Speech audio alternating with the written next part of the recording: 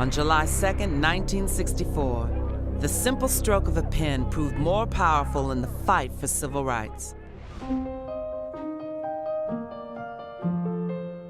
On that day, President Lyndon B. Johnson signed into law landmark legislation protecting the basic rights of minorities.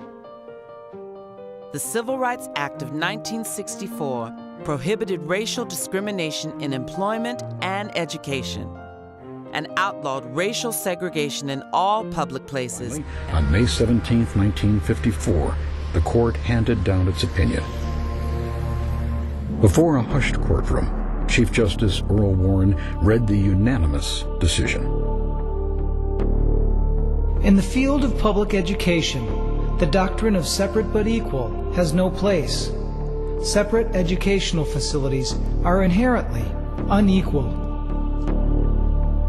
The Harlem Renaissance. For the first time, African American writers, artists, and musicians won renown for their contributions to world culture. Their goal? To find outlets for group expression and self-determination as a means of achieving equality and civil rights. African Americans finally gained their deserved civil rights after battling prejudice and discrimination. From slavery to freedom and all the way to civil rights, lives were sacrificed to prosperity. In 1919, Chicago was called the youngest great city in the world. Chicago was a successful city, having a great influence in the nation's economy. Chicago had one of the largest ports, shipping goods all throughout the Great Lakes such as lumber, iron, and coal. New resources helped provide support for growth in Chicago and the nation. But mid-July of 1919, Chicago experienced the worst race riot in the history of Illinois. At the commencement of World War I, a large population of white settlers, along with a small portion of black citizens, left their homes to take part in the war. Many jobs were left unattended and became available to African Americans that had emigrated from the South to the industrial cities of the North and the Midwest. This later became known as the Great Migration. Many African Americans were employed, allowing them to intake a larger income.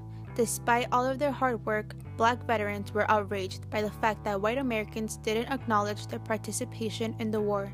They fought for a country that had never fought for them. They had not even gained basic civil rights such as adequate housing and equality under the law. White Americans were infuriated since their jobs back home were overrun by black Americans. This further divided the two racial groups, which eventually led to a series of race riots, not only in the city of Chicago, but also included more than 36 throughout America. In Washington, D.C., on July 19, 1919, word began to spread among the saloons and pool halls of downtown Washington, where crowds of soldiers, sailors, and Marines freshly home from the Great War were taking a weekend leisure. A black suspect questioned in an attempted sexual assault on a white woman had been released by the Metropolitan Police. The woman was the wife of a Navy man. Later that Saturday night, a mob of veterans headed towards southwest D.C. to a predominantly black, poverty-stricken neighborhood with clubs, lead pipes, and pieces of lumber in hand. The veterans brutally beat all African Americans they encountered. Lasting a total of only 4 days, this brief riot was more accurately described as a race war taking place in the nation's capital. In the end, several men were killed from gunshot wounds, 9 were killed in severe street fights, and an estimated 30 or more eventually died from other wounds they received during the riot. Over 150 men, women, and children were beaten, clubbed, and shot by both African American and white rioters. At the end of September, the race riot in Omaha, Nebraska broke out. A mob of 10,000 whites from South Omaha attacked and burned the county courthouse in an attempt to release the black prisoner accused of raping a white woman. Eventually they succeeded and the mob lynched the suspect, Will Brown, and burned his body. They spread out, attacking black neighborhoods and stores on the north side. During the rampage, 3 deaths were recorded. The Red Summer has just begun. In Chicago alone, it will leave 38 deaths, 573 injured, and almost 1,000 residents are left homeless due to extensive property damage the city has suffered. The combination of prolonged arson, looting, and murder caused mass destruction of the youngest great city in the world. Chicago developed a specific reputation as having racial conflict and violence largely in the 20th century.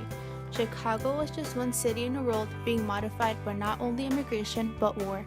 Long-standing racial tensions between whites and blacks initiated in 5 days of violence. Although segregation laws were unwritten, they were followed by custom.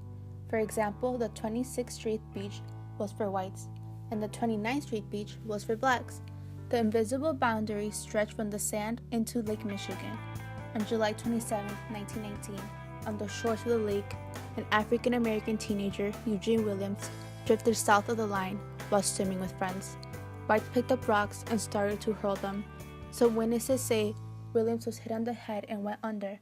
Others say he became exhausted and was too afraid to come ashore. Either way, this event revolutionized racial violence in Chicago history. The young blacks who attempted to save Eugene were arrested. A white police officer refused to arrest the white men involved in his death, causing racial tensions to escalate.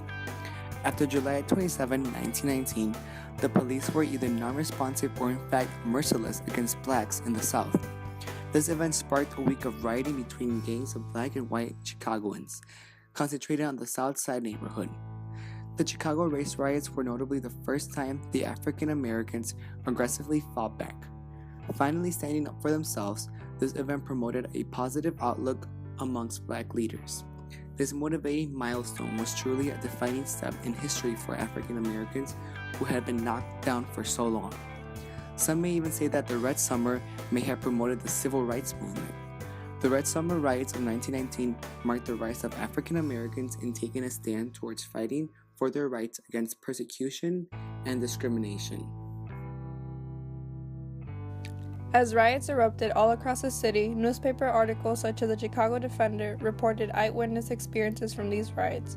Victims laid in streets and vacant lots. Hospitals were filled with targets of these riots, suffering life-threatening or minimal injuries.